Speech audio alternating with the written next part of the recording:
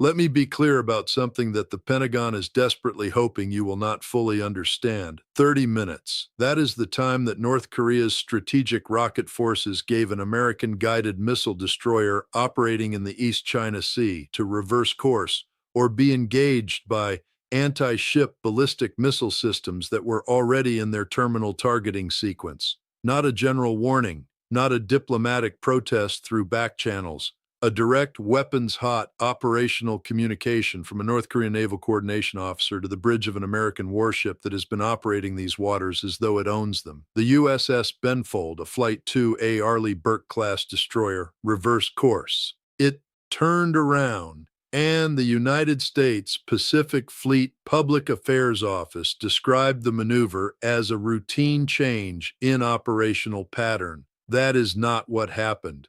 And the fact that every major American news organization reported the Pacific Fleet's framing without question tells you everything you need to know about the state of military analysis in this country. In my time as a Marine Corps intelligence officer, and having spent years analyzing the military capabilities of adversary states across 3 decades, I can tell you with the certainty that only comes from actually understanding these systems, that what happened in the East China Sea is not a minor incident at the margins of American-North Korean tensions. It is a data point of historic significance, because no American naval vessel has reversed course under direct threat from a North Korean military communication in the entire history of the post-Korean War confrontation. What happened the other day represents a threshold event that will be studied in war colleges and intelligence analysis programs for the next generation.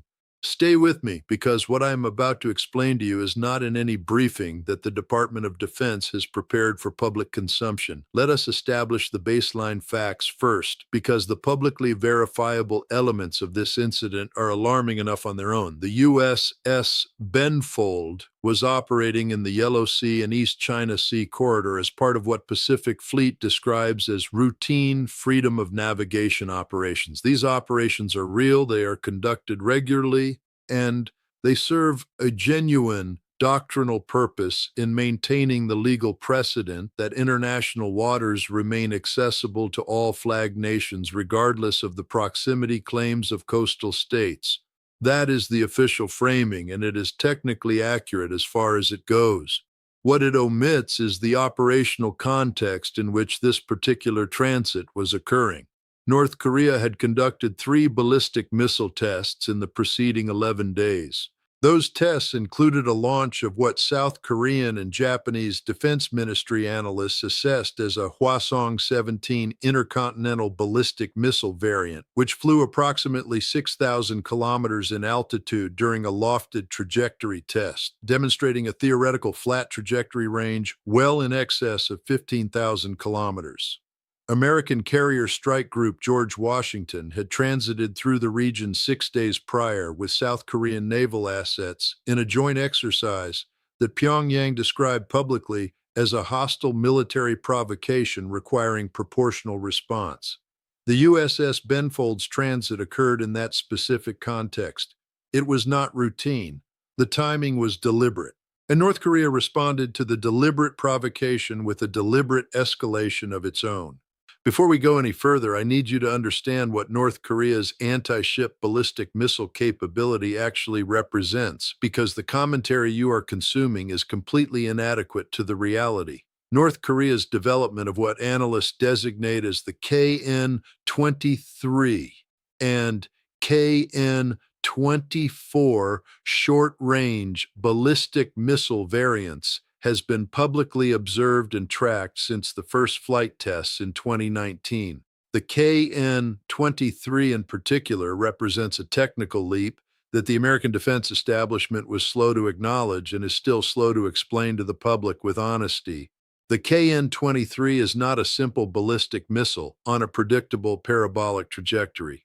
It employs a quasi-ballistic trajectory profile that incorporates a pull-up maneuver during the mid-course phase of flight, followed by a terminal phase that can include lateral maneuvering of up to 20 to 30 kilometers from the predicted impact point. That pull-up maneuver is the critical element.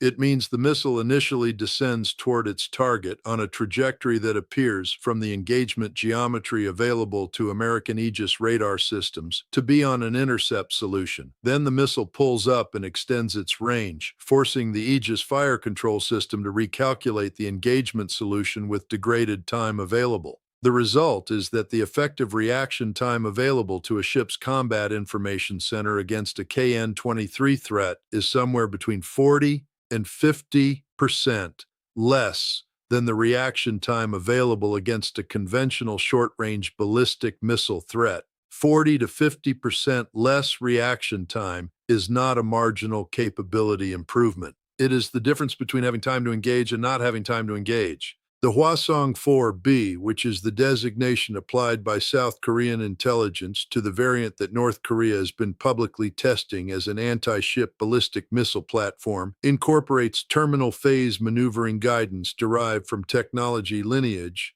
that traces back to Soviet KH-22 anti-ship missile terminal phase design principles, filtered through Chinese DF-21D anti-ship ballistic missile development and adapted to the specific engagement geometry requirements of targeting moving naval vessels. The circular error probable figures publicly attributed to this system by South Korean and Japanese defense white papers suggest terminal accuracy within approximately 10 to 15 meters against a moving target under GPS-degraded conditions.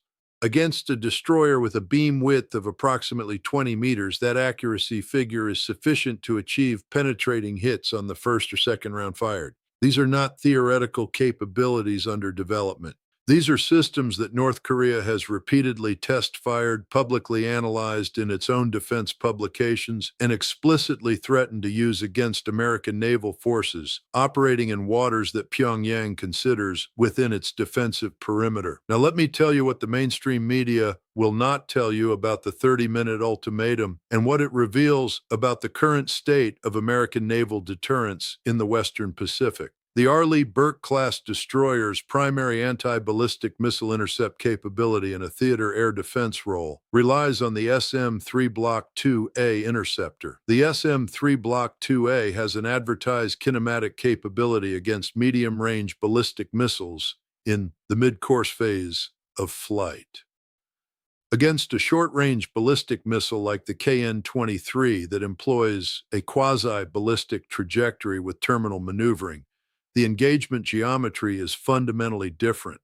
The SM-3 Block 2A engages targets in the exo-atmospheric phase of flight above the atmosphere, where its kill vehicle can operate without aerodynamic interference. A quasi-ballistic missile that extends its range and remains inside the atmosphere at lower altitudes for longer periods than a conventional ballistic trajectory does not spend sufficient time in the exo-atmospheric intercept window to guarantee a reliable engagement solution. The SM-2 Block 3B terminal phase interceptor, which remains the primary point defense weapon for engaging targets in the terminal phase, has a maximum engagement altitude that creates a coverage gap against certain trajectory profiles that the KN-23 is specifically designed to exploit. When you combine the trajectory maneuvering that creates engagement timeline compression with the terminal phase maneuvering that exploits coverage gaps in the SM-2 engagement envelope, what you have is a weapon system that was engineered from first principles to defeat the specific, layered air defense architecture that American destroyers carry. The 30-minute warning that the North Korean officer transmitted to the USS Benfold was not random. 30 minutes is the approximate flight time from the fixed and semi-fixed KN-23 and Hwasong series launch complexes in the Gangwon Province and South Pyongan Province coastal areas to the operating position of the USS Benfold at the time of the communication. That communication told the commanding officer of the Benfold that the targeting solution was already computed, that the launch decision had been prepared, and that the only variable remaining was whether Washington was going to allow that launch to proceed or remove the vessel from the engagement envelope. The Benfold reversed course. That reversal is the most significant single data point about American conventional deterrence credibility in the Pacific theater that has emerged in the past decade.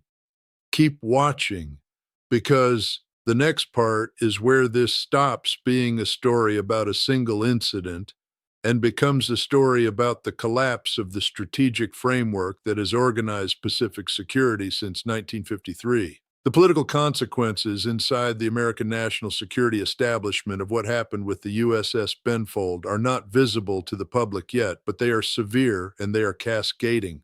The fundamental premise of American forward naval presence in the Western Pacific, the premise that has justified the basing of carrier strike groups in Japan, the deployment rotations through Guam, and the freedom of navigation operations that American destroyers have conducted for 70 years, is that American naval power is deterring adversary aggression by demonstrating presence and capability. When a North Korean military officer tells an American destroyer to leave, and the destroyer leaves, the premise is not just questioned, it is empirically falsified for every observer who understands what happened.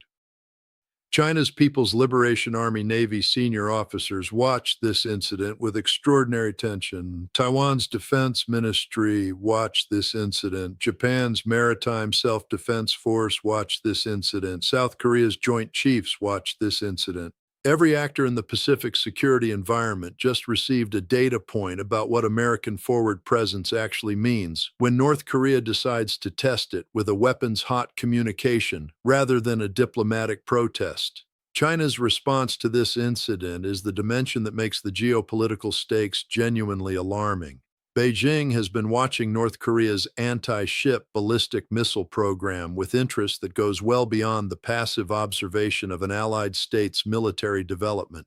The People's Liberation Army Rocket Force operates its own anti-ship ballistic missile family, the DF-21D and DF-26 variants, which have been designated by American military analysts as carrier killer weapons since their initial deployment. The DF-26, which entered confirmed operational service no later than 2018 based on satellite imagery analysis and official Chinese defense announcements, has a reported range of approximately 4,000 kilometers and a payload capability sufficient to carry a conventional warhead with terminal maneuvering guidance against large surface targets.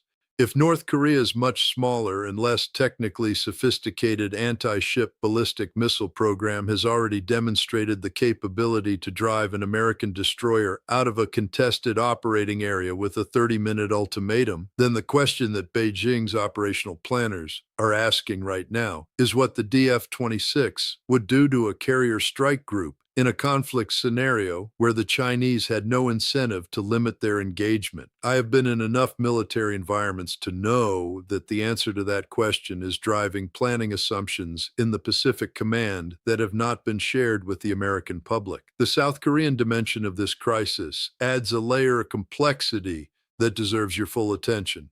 South Korea's domestic political debate about nuclear weapons acquisition has been running at a low intensity for the better part of a decade, driven by concerns about exactly the scenario we're now watching unfold. When the American Extended Deterrence Guarantee, which is the formal commitment that the United States would employ its nuclear forces in defense of South Korea if Seoul was attacked, rests on a conventional force presence whose deterrence credibility has just been publicly called into question by North Korea's 30-minute ultimatum, South Korean defense planners face a strategic calculation that becomes significantly more uncomfortable. The voices inside South Korea arguing for an indigenous nuclear deterrent capability, voices that have been a minority position in the public debate, just received a powerful argument that they will use with considerable effect in the coming months. Japan faces a parallel but distinct version of the same crisis. Japan's pacifist constitutional constraints on military development have been under sustained political pressure since the Russian invasion of Ukraine.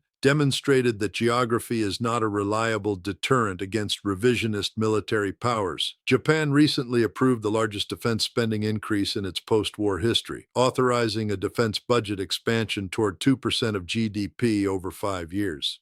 That decision was driven by threat assessments that included North Korean missile proliferation as a primary concern. If the USS Benfold incident demonstrates that American forward presence does not reliably deter North Korean coercive military communication against American vessels, the Japanese self-defense forces' own planning assumptions about what they need to provide for their own defense change significantly. I wish I could tell you something more reassuring about the resilience of American deterrence in the Pacific. Having been in enough military environments to know how these conversations actually proceed, I can tell you that the honest assessment inside the Pentagon right now is not reassuring. The honest answer, however uncomfortable, is that the United States is confronting in the Western Pacific an adversary whose anti-ship ballistic missile capability has been allowed to mature to operational effectiveness, while American countermeasures remained in development, while American procurement timelines stretched, and while American strategic attention was divided between multiple theaters. The next 24 to 72 hours of American diplomatic and military response to what happened with the USS Benfold will signal to every actor in the Pacific whether Washington has a coherent answer to what North Korea just demonstrated. Decisions are being made right now as we speak about whether to publicly acknowledge what happened, how to characterize it in official statements, and what operational response to order for American naval presence in the region that does not either further confirm the deterrence failure or escalate toward a conflict that nobody in Washington wants. The window for managing this effectively is narrow, and it is closing. By the time you watch this, some elements of the official response may have already become visible in the press. But the structural reality I have described to you, the trajectory profile of the KN-23, the engagement geometry problem for Aegis fire control, the deterrence credibility implications for South Korea and Japan, the signals this sends to Chinese military planners, those structural realities do not change based on whatever statement Pacific Fleet issues. What happened in the East China Sea happened. The data point exists, and the actors who needed to see it have seen it. Watch the South Korean and Japanese government statements in the coming days. Watch whether American carrier positioning in the Pacific changes. Watch whether the North Korean missile test tempo increases or decreases in the wake of whatever American response is visible. Those observable indicators will tell you far more about the true state of deterrence in the Pacific than anything you will hear at a Pentagon press briefing. The clock is running, and the window for managing this without lasting damage to American deterrence credibility in the most strategically consequential region on Earth is already narrowing. What happens in the coming days will echo for decades. Behind all of these tactical and strategic discussions are human beings whose lives are shaped by the decisions being made in command centers and cabinet rooms that the public does not have access to. There are South Korean families in Seoul who live 40 miles from the demilitarized zone and understand in a visceral and non-abstract way what the first 20 minutes of a second Korean War would feel like in their neighborhoods. There are American sailors aboard Pacific Fleet vessels who volunteered to serve their country and who deserve a realistic assessment of whether the systems they depend on to survive are adequate to the threats they are actually facing. There are North Korean citizens who have been told for 70 years that their country's survival requires a military posture that imposes enormous costs on their standard of living, and who have no mechanism to evaluate whether that posture is genuinely necessary or merely politically convenient for the people who control it. I need you to understand what this means for all of those human beings, because the civilizational stakes of getting Pacific deterrence wrong are not abstract. They are measurable in the scale of destruction that a second Korean conflict involving the current generation of North Korean weapons would produce, and those estimates, which exist in classified form in planning documents that I have been in rooms to discuss, are not numbers that any responsible analyst would share without ensuring you understand the full weight of what they represent. Suffice to say that the 30-minute ultimatum delivered to the USS Benfold is not a curiosity at the margins of Pacific security. It is a warning shot about the consequences of strategic complacency, and it deserves the serious analytical attention that only a handful of commentators are providing right now. I am committed to being one of them. The moral catastrophe of treating this incident as a routine operational footnote, of allowing the Pacific Fleet's framing to stand unchallenged in the public discourse, is one I am not willing to accept. And so, I am telling you what actually happened, what it means for the military balance in the most consequential theater on Earth, and what the indicators are that you need to watch to understand what comes next. Stay informed. The coming days matter enormously for the security architecture of the Pacific, and the decisions made in this narrow window will constrain every option available to every actor in this theater for the next decade. Watch closely. The next 72 hours will determine whether what happened with the USS Benfold becomes a historical curiosity or the opening chapter of something far larger. Let me also address the dimension of this crisis that connects directly to the global nuclear order, because it would be analytically irresponsible to discuss North Korea's coercive military communication against an American naval vessel without examining what it implies for the nuclear umbrella. The American extended deterrence guarantee to South Korea and Japan is a nuclear guarantee. It asserts that the United States will employ strategic nuclear forces if those allies face existential military threats. The credibility of that guarantee has always rested on the prior credibility of American conventional deterrence. The logic is sequential. First, American conventional forces deter conventional aggression. If that fails, American conventional forces defeat the aggressor. If even that fails, American nuclear weapons provide the ultimate backstop. When North Korea demonstrated with the USS Benfold incident that it can coerce American conventional forces into withdrawal with a weapons-hot 30-minute ultimatum against a single destroyer, it is testing the first link in that logical chain. And when the first link shows visible weakness under testing, the integrity of the entire chain is called into question by every actor in the system who is relying on the chain to hold. That is not a theoretical proposition. That is the operational logic that South Korean defense officials are working through right now in closed sessions that will eventually produce policy recommendations the Korean National Assembly will have to vote on. The world that emerges from those votes, influenced by what North Korea demonstrated in the East China Sea, will look substantially different from the world we thought we were living in before this incident occurred.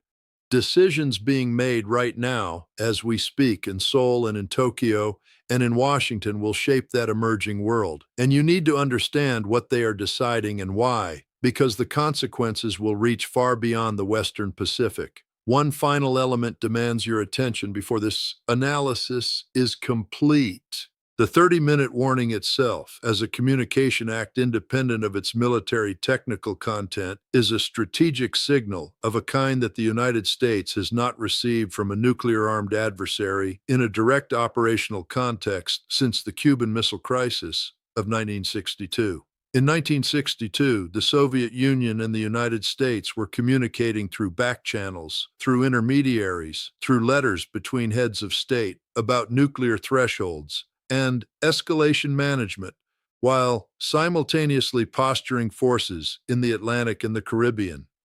The communication architecture of that crisis, however imperfect and however close it came to catastrophic miscalculation, was designed to prevent the two sides from stumbling into a war neither wanted through misunderstanding or accident. The 30-minute ultimatum transmitted to the USS Benfold was not that kind of communication. It was a direct operational weapons hot communication from a military officer in control of deployed weapons to a military commander in control of a vessel already in the engagement envelope. That is a communication modality that bypasses every diplomatic circuit breaker that theoretically exists to prevent escalation. If North Korea is willing to use that communication modality against a single American destroyer as a coercive tool, what does that tell you about how Pyongyang intends to manage the next escalation? What does it tell you about the assumptions that North Korean military planners are making about American escalation tolerance? The answers to those questions are not comfortable, and the people who are supposed to be providing you with honest analysis of them are not doing so. That is why I am here. And that is why the next 24 to 72 hours matter more than most Americans currently understand.